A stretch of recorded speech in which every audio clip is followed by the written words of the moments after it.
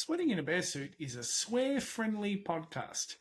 We don't do it heaps, and we're talking about the F and S variety of swears, but we trust you to take care of yourself and sit this one out if that's not for you. Now, on to getting sweaty. Sweating in a bear suit. Sweating in a bear suit. I am sweating in a bear suit. Sweating in a bear suit and having lots of fun with my sweat. Hello, and welcome to Sweating in a Bear Suit, the podcast where we don't have a strapline, and every time Stef enters the video, I'm just going to say in true Stef style, in a weird fashion. Yeah, I feel like for our listeners that are just listening, they just miss out on that treat that I did, the silent dance that I did. I don't know if the microphone will pick this up, but it wasn't quite silent. There was a lot of effort in breath. A lot of That's a great way to start a podcast. You're welcome, audio listeners. So this is the part where I do the strapline. Yeah, what's the strapline for this week or today? As we both know, G, and possibly the audience does, Stefan can always stretch something out and always involves a story. So let me just set the context for the listeners at home. Last episode, there was some criticism. Probably, it was correct criticism, that the straplines are quite long. There's quite a novel. And so the challenge was set for me to do the shortest strapline ever. And I thought to myself, I was like, great, I can do a short strapline. I'm a trained actor. So what I'm going to give you, G, is a short strapline. I'm only using one word. I will repeat the word 3 times, but I'm only using one word. And using my whole performance tool, I'm going to put just as much meaning into those 3 words as a 9-page essay, using my actor tool. Now, it will also require you afterwards to give some visual description to the people at listening, because there is a visual element to it. Okay. So everyone get ready. This is my suggestion for the strapline that will be forever. Yeah? So it goes. G goes, hi everyone, welcome to Sweating in a Bear Suit. And then this is the strapline that goes. Are you ready? It goes like this. Work. What was that? Yeah? Very good. What? Very good. And now it is my challenge to describe what just happened in front of our eyeballs. The word was work. Initially, Stef seemed very frustrated and angry. You got that energy, didn't you? Got the frustrated energy. What was the second one? Was it despair? Or it was meant to be joy. But this is why I am a failed actor, G. We've just hit on why I didn't succeed as an actor. I was going for joy and I gave despair. Okay, so let's go with that. The second one was despair. And what was the third? Very serious. Work. What was it? It was meant to be just calming. Here's the journey was meant to be like, work is frustrating, but also work can be good, but it is all just work. That was what was meant to happen. All right. But instead, what I went from is anger, despair, seriousness. That's what I gave across. My acting teachers will be so proud of me. So, look, G, what do you think? I feel like we might need to run a poll. You can put videos on Spotify at least. And there will be the YouTube ones. And maybe we need to run a poll for how accurate my interpretation was. Wouldn't call myself a critic of art in a way that is helpful for others. So we'll see what other people think. In terms of strapline forever. Actually, no, I've got an idea. the poll is like, do you like the strapline? Yeah, okay. That's the new poll. I think the last Yeah. poll that I included when you weren't at the computer and so I was doing it myself, I think I asked people whether we gave them the experience of a brown note or not. Sounds like something we do. Yes. Sounds like something we Okay. do. All right, Strapline. but I Okay.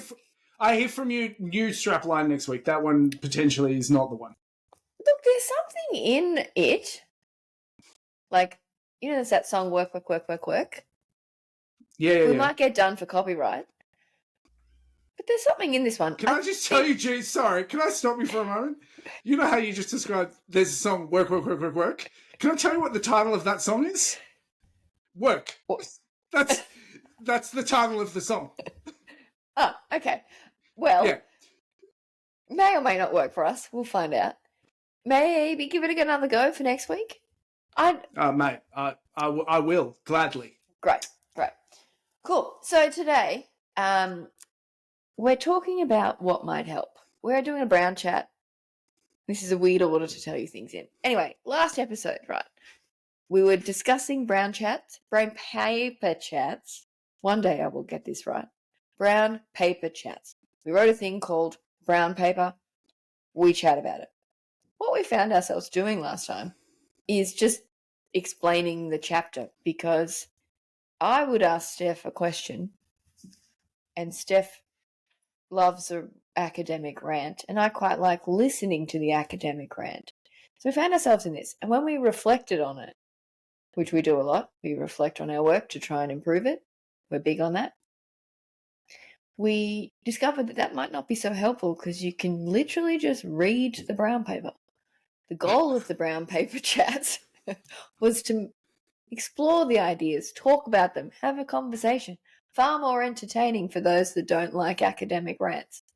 So today we're going to try and do a bit more of that. But in order for us to discuss, we're going to have to define this thing that we say might help. And the things we say might help in the brown paper, which you can find on our website, playgrounded.co.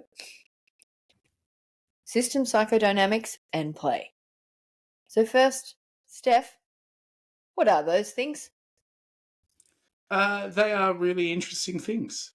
And when we're talking about what might help, we're talking about what might help with this massive problem of work not working, because we believe that we think about work wrong. And so systems, psychodynamics, and play are what we think could help solve this problem. Systems psychodynamics is just a really cool discipline of academic study that looks at groups and how groups can function in a really healthy, thriving way. And what it is it is multidisciplinary. So people that want to study groups and how groups can work really good go, I'll tell you what would help with that, knowing a bit about psychology. I'll tell you what would help with that, knowing a bit about psychoanalysis.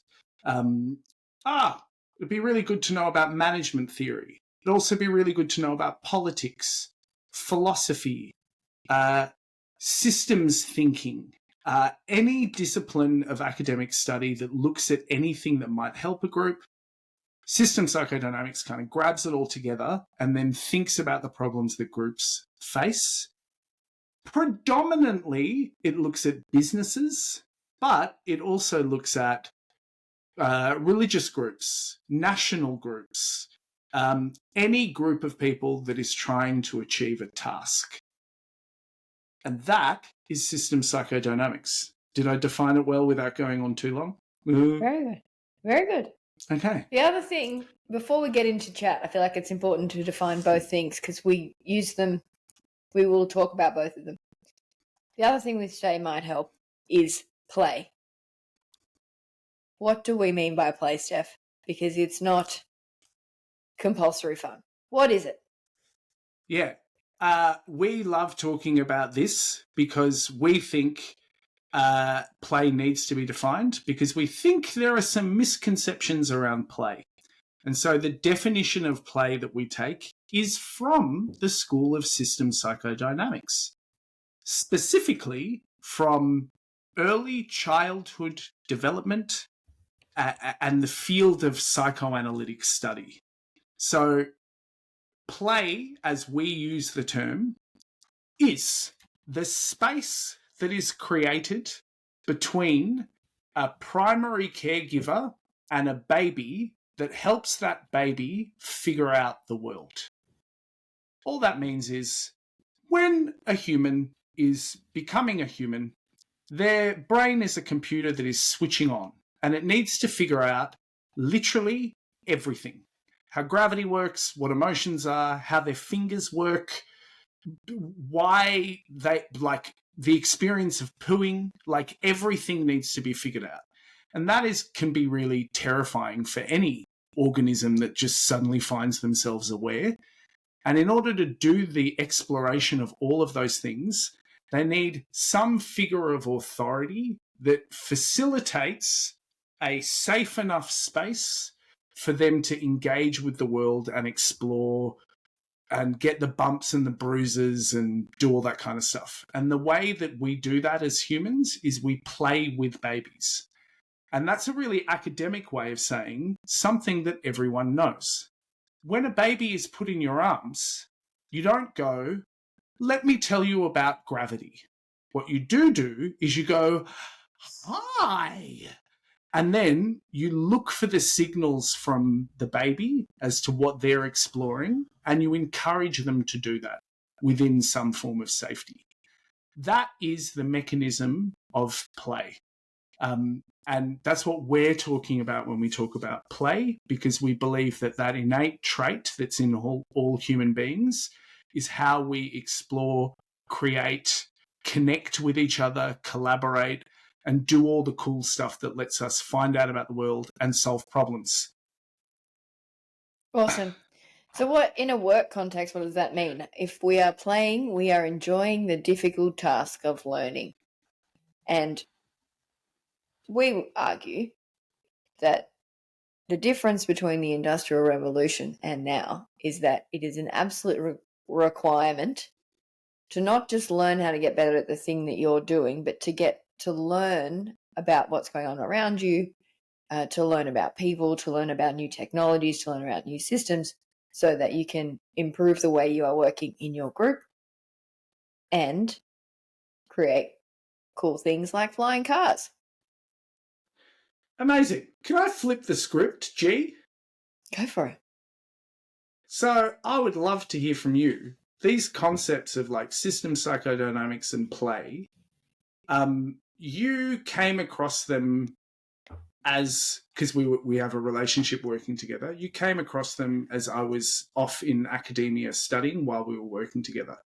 Yeah. What is your experience of them as a wise, dynamic, fashionable leader in the world? When you came across these, like, I want to hear about your experience of them. So I've described myself as a play skeptic, and I have been known to be a little bit cynical too. And so when Stef started learning system psychodynamics, I was like, great, learning new things, awesome. At the time, we were in a growing technology company. We had people management problems in the sense that we were a growing company that needed the HR team, which I was in charge of at the time, to build processes and do things to support a international company. And so my initial experience with the work that you were doing in academia was that, to be blunt, there's a lot of words that already have meanings that academia has taken and changed the meanings of to admittedly describe some things that are useful. But there was a lot of talking about stuff in a way that didn't actually help you do the work that you had to do right in front of you with pressures of growing companies in 2020-something, where people have got all these competing priorities, work's hard, it's end important, why would I waste time? thinking about and doing about all that stuff when my job at the time was very full. Since then, I think what the work that we have done and continue to do is far more focused on getting the really good stuff from system psychodynamics and making it far more applicable to how you use it when you are time poor and when you do have bigger problems to solve. That the idea of stepping back and looking at the whole system is something we do have the luxury to do now because we are working on the system, not in one, which I guess is where the discipline came from. Yeah, and it's making me realize that, well, and we've known this because we say this to each other all the time. Okay, here's how I would explain the thought that's in my head right now. When you were talking about your experience of seeing me go off and study this academic thing with words that, you know, slow things down, it's the system psychodynamic is an esoteric academic understanding of the mechanisms behind things. It's very big thinking. But we were in a system that required day-to-day work to get done. And my experience is that I would go off and do like big thinking about stuff. I'd be like, oh my God, I've discovered this cool writer that wrote this thing about how groups function. And you were always like, that's really interesting. And we got to go paint the walls. Like, you know? And what I think the magic in working with you and what I really appreciated for my practice is this mixing of, I still think those big esoteric concepts are really, really useful, but only if they help with the practical. And I think that's why working with you increased my practice beyond just studying by itself, because I really believe there's no point studying all this stuff if it doesn't actually help people. And it's almost like you were my anchor point to remind me, yeah, this is all great, but what does it do for people? What does it do now? How does it help? And I think that's why I was drawn to work with you. Yeah, we are very different. I will constantly be wanting to do a thing and probably do a different thing and do something that changes how other people experience work. Like make an impact, always wanting to do things. And the way that you have made bigger impacts in the past is that bigger thinking, which is all very good and interesting, but I'm about applying. Get it done. Yeah. How do we tick as many things off a to-do list as possible? And this is why we think this work can help, because there is all of this really big, beautiful thinking that when you unlock it in your day-to-day work, it can really help you to make sense of the reality of what's going on. Because I think there are these practical things that we have to do. But then my experience of looking at leaders is often they come across these problems that are to do with people where they're like, I literally don't know what to do. I want to take an action, but every time I take an action, it seems to make the problem worse, or it's weird in a different way. And at those moments when you stop and you learn a bit about the processes behind why groups behave in the way that they do, then you can, because you're a very smart, wise, what do I always say? Stylish leader. You can take that knowledge and then actually take actions that then start to have an impact on the really difficult and confusing nature of humans as they're engaged with working together. And I mean, if that would be my pitch for why thinking about these academic bigger things can actually help you out, because they make sense of the things that you're looking at that make no sense now. Does that make sense? Yeah. There's also the language point that I touched on at the beginning. There is language that is used in academia that is helpful for the task of academia and completely unhelpful when you haven't taken the time to study the thing and work out what the hell they mean by a boundary when, I've spoken to different people about it. Some are like, a boundary is the thing on a sports field where if you go out of bounds, you can't touch the ball. Others are like, boundaries, that just means I can't touch people in the workplace. Like, Yeah, that's one of them. One of them. But it's a concept. However, I would argue this. I also don't want to be afraid of using those words because I think people can get them. This is the other thing that academia does. And I've found my discipline, system psychodynamics, shies away from using technical words because of that reason. But actually, I found that people are really smart. And if you go, boundaries, and people go, what does that mean? And you go, it means the things in your organization that tell people what your organization actually is. People go, that's a strange idea. And then you start to play with it a bit. Then they get it. And then it becomes incredibly useful because you can be sitting in a leadership team meeting. There's this problem. And then someone will go, that's a boundary violation. And you're like, that's what it is. That's why it didn't work.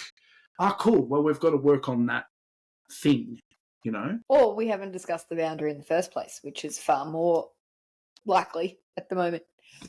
What's interesting, though, is that we've gone over the 20 minutes that we said that we would stop at, but I just want to touch on this. What is confusing about the words that I've come across in system psychodynamics in the early days is that those words already had meanings elsewhere. And so we're redefining words that people use in English language every day and being like, no, I don't mean that. I mean this other thing. I mean this other thing. Yeah. And English is confusing enough to an English-only speaker, let alone most of the world who speaks other languages as well. So can we extend this out? Because I actually think this is really useful. Let's do it anyway. Let's do it. Let's break our own time boundary that we set. my efficient get things off the to-do list type attitude is really in pain here, but it's okay. Let's do it. Continue, Steph. Let's word rant. Well, I think this is really important because language, the English language particularly is one that is full of vagaries and double meanings of words. There's a disadvantage to that, exactly what you've described, and there's an advantage because there are subtleties with understanding concepts that you can kind of get. And let me tell you so you're saying the problem is that we use words in academia, in system psychodynamics, that are the same word as words that have different meaning. I agree with you. That is crazy making. Can I tell you what happens when system psychodynamics people try to invent new words? Is then you get even crazier words. Can I give you an example right now? There is a concept called the paranoid schizoid position. Now, when I say to you, you're taking a paranoid schizoid position, would you feel particularly happy if I said that to you? As HR, I think I would have been called a number of times if somebody had called somebody that. And it is just a technical term that means for the position that a human being takes when they're uncomfortable with feeling bad things about themselves. So they worry about a thing and they split it off and they put it into someone else. That's all that concept means. But it sounds gross. The mirror of that feeling, like the other side of that feeling, is a position called the depressive position. Now, interesting choice of words, because depressive position just means that realization that you make where I can be both a good and a bad person. And so it's a cool place to hold, but they call it the depressive position. Yeah. It doesn't help with the thing that they're trying to help with, which is why we talk about it.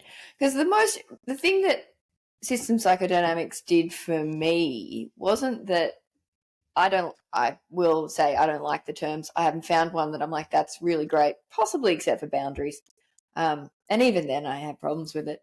But when you talk about what it is, like the theory behind it, the mechanisms that we're using, that's what's useful to people. Because that's describing it in words that people understand. Yep. And then we can, because part of our premise is that play is this really useful mechanism. And one of the things about that is it's, if we can call it innate in human beings, it is a thing we do. We don't need explanation. One of the things that's been really hard for play as a movement is because people want to define it in different ways, depending on their experience with it at their, in their adult life, or they're thinking about how play should happen for children to adults. All those kind of things get in the way, sure. But when you're talking about how people are interacting in a workplace, that's when it gets really useful. Yeah. And it involves, and this is the good side of the badness of English language being so vague, is it forces you to then have a conversation in your group about what that word means. And here's the thing. Cultural groupings, and all groups have cultures, one of the things that they do that makes the group feel like a group is invent and redefine words. So think about all the shorthands. We've got an SLT that does a DLP, doopy dap, blippity blop, bloopy blue. Like groups, actually, that is a way that groups bond and unify, is creating their own language. And that can be a really useful thing for creating a sense of group. Now, the problem is you've got to continually talk about the meaning of words. But that's a healthy thing to do. Just takes a bit of time. And if there's something Stefan likes doing, it's taken a bit of time to talk about the meaning of words and what we're talking about. One of our collaborators once said, Stefan, are you about to do that thing where we talk about talking again? And I'm like, yes, I am. Yes, I am, my friend. Yeah. Thank goodness for people like you, Steph. Yeah, and sometimes, moving on, nerd. You know what I mean? And sometimes, thank goodness for people like me.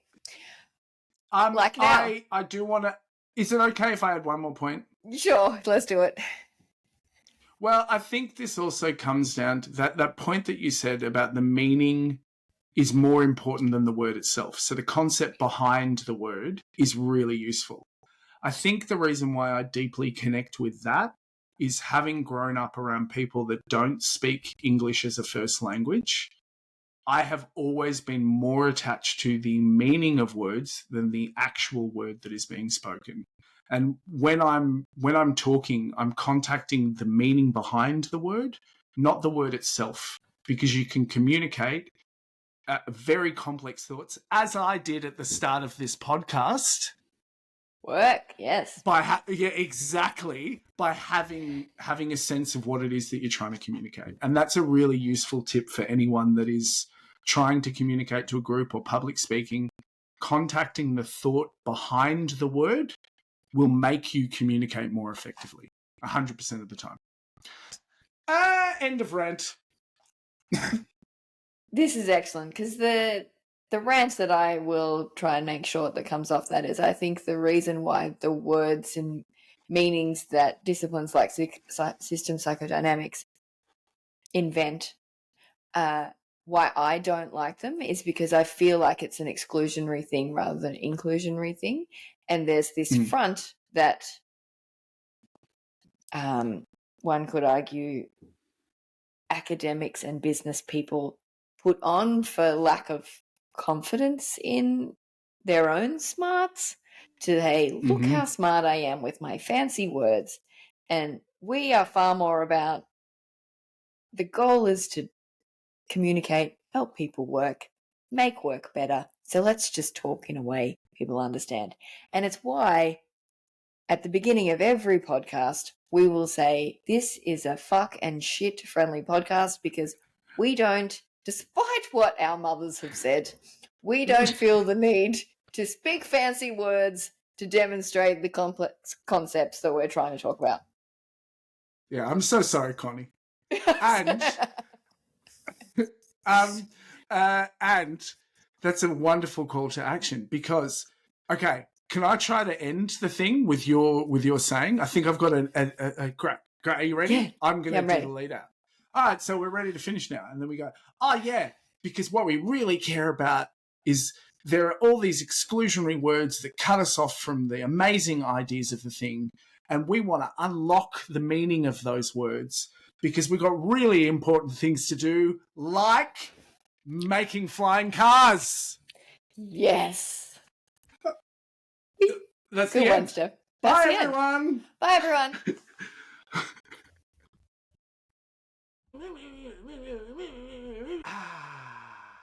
Playgrounded. That's better.